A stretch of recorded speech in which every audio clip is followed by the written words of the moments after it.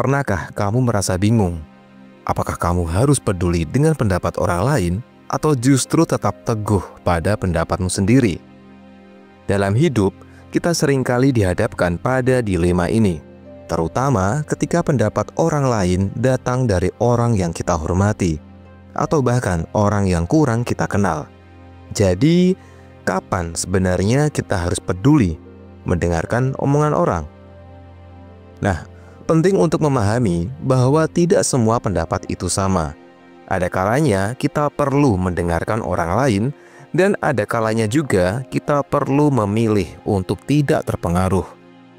Nah, mari kita simak beberapa tips yang bisa membantu kita menentukan kapan kita harus peduli dengan pendapat orang lain.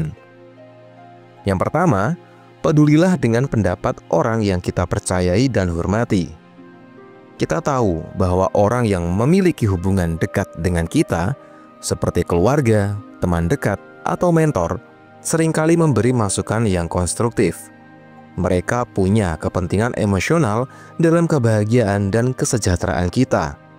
Ketika seseorang yang kita percayai memberikan saran, itu bisa menjadi kesempatan untuk tumbuh. Karena mereka sudah mengenal kita dengan baik. Mereka mungkin memiliki perspektif yang berbeda yang bisa membantu kita membuat keputusan yang lebih baik. Selanjutnya, kita harus peduli jika pendapat orang itu mendorong kita untuk melakukan perubahan positif. Ini dikenal dengan istilah growth mindset, sebuah sikap yang mendorong kita untuk melihat tantangan sebagai kesempatan untuk berkembang. Jika seseorang memberi saran yang dapat membantu kita menjadi versi terbaik dari diri kita, itu adalah waktu yang tepat untuk mendengarkan. Apakah itu mengenai karir, hubungan, atau kesehatan mental? Pendapat yang memotivasi kita untuk bertumbuh dan berkembang harus dihargai. Hal yang ketiga, kita harus peduli ketika pendapat itu datang dari seseorang yang berkompeten di bidangnya. Kita lebih cenderung menerima saran yang datang dari ahli atau seseorang yang punya pengalaman lebih dalam di bidang tertentu. Mengabaikan masukan dari orang yang ahli bisa merugikan kita, terutama jika itu berhubungan dengan pengambilan keputusan penting. Jika seseorang yang berpengalaman dalam bidang yang kamu minati memberikan masukan, pertimbangkan untuk mendengarkan. Pendapat ini mungkin bisa membuka wawasan baru yang belum kamu pertimbangkan sebelumnya. Yang keempat, pedulilah dengan pendapat orang lain ketika kita dalam keadaan emosional yang terganggu.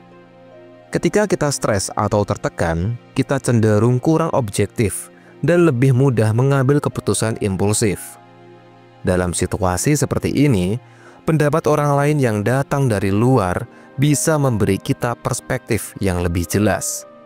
Mereka bisa membantu kita melihat masalah dari sudut pandang yang lebih seimbang, atau sekedar memberikan dukungan emosional yang kita butuhkan. Nah, yang terakhir, pedulilah dengan pendapat orang lain jika itu bersifat konstruktif dan tidak menghancurkan harga diri kita.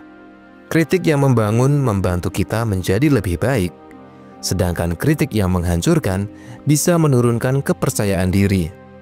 Jika kritik itu menyarankan cara untuk memperbaiki diri atau hasil kerja kita, itu adalah hal yang positif.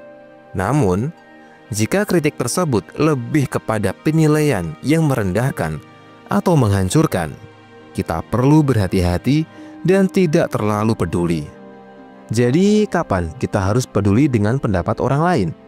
Tentunya ketika itu datang dari sumber yang dapat dipercaya, kompeten, atau mendorong kita untuk tumbuh dan berkembang.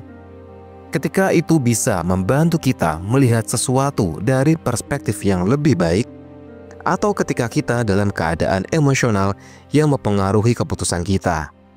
Namun, ingatlah bahwa yang paling penting adalah tetap setia pada diri sendiri.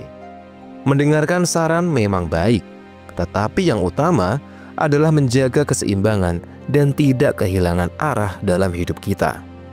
Jadi, kapanpun kamu dihadapkan pada pendapat orang lain, pertimbangkanlah dengan bijak.